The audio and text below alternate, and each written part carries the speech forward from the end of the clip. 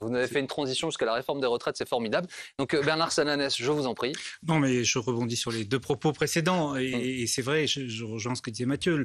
Le risque pour le gouvernement, c'est toujours la coagulation.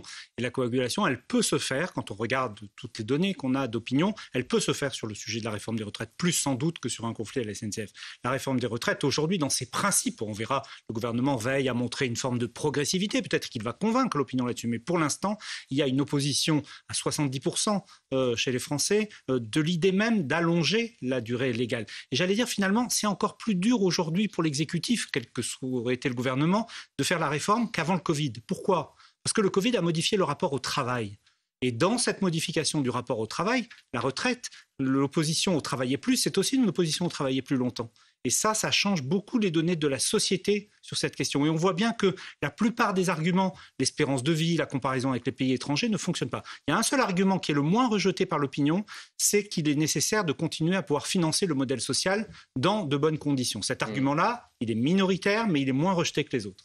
Anna Cathy, je ne veux pas vous prendre au piège parce que l'idée, c'est pas d'aller dans le détail du compte du système des retraites français, mais le corps, qui est le Conseil d'orientation, si je ne dis pas de bêtises, a expliqué que, pas tout de suite, mais dans quelques années, le système s'auto-régulerait.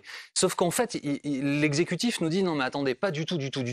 On est extrêmement déficitaire et ça va être de pire en pire. Et si les générations actuelles veulent avoir une retraite, il n'y a pas de choix. Est-ce que ça se résume comme ça ? Ou est-ce que c'est plus idéologique ? Non, je pense qu'il y a un argument vraiment d'équilibre. Donc je pense que la deuxième partie de la nécessité de financer quand même le système de retraite, avec justement aussi une pyramide des âges qui change dans la société, sachant qu'on parle aussi d'un système très privilégié par rapport, c'est vrai, ça peut avoir un impact minoritaire dans l'adhésion à cette réforme, mais force est de regarder tous les pays qui l'ont fait. Il y a véritablement une question de finances publiques, de soutenabilité du système à long terme. Après, l'entrée dans ces nouveaux systèmes, les aménagements qu'on peut faire, la durée aussi d'une période transitoire, ça se négocie, mais le but final, je pense qu'il devient vraiment obligatoire. Je voudrais aller voir Frédéric Souillot parce que je ne vous ai pas vu réagir, mais j'ai imaginé votre tête, Monsieur Souillot. Voilà, j'avais pas tort. L'argument du nos voisins l'ont fait, on n'a pas le choix, on va devoir le faire, c'est pas un truc qui prend chez vous. Ça ne peut pas prendre. Aujourd'hui, on a le plus bas taux d'emploi des 55-64 ans dans tous les pays européens.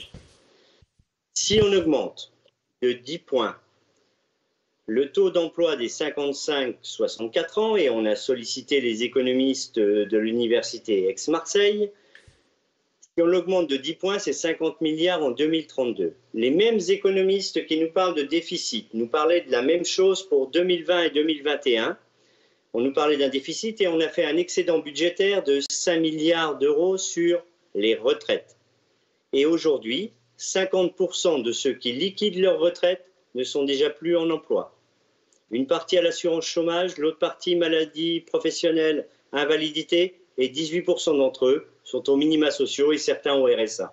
Donc, pas d'allongement de la durée de cotisation, pas de recul de l'âge légal de départ. Et ce que vous disiez sur coagulation ou je ne sais quoi, alors je ne suis pas médecin ni scientifique, sur la coagulation, aucune organisation syndicale française n'est pour un recul de l'âge de départ ni un allongement de la durée de cotisation.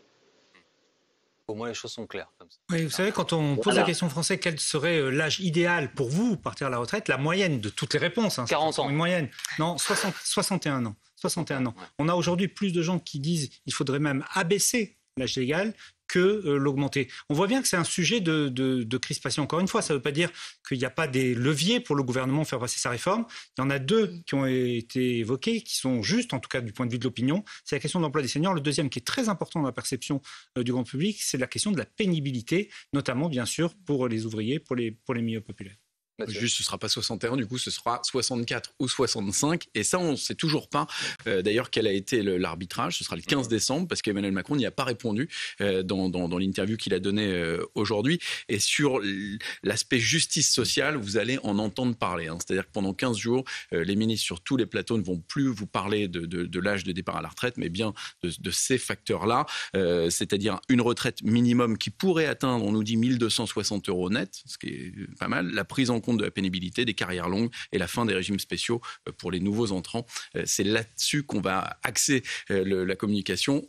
On va être très loin. Vous vous souvenez de cette réforme à points qu'on ne comprenait pas il y a 2 ans. Bon, c'est fini ça, voilà.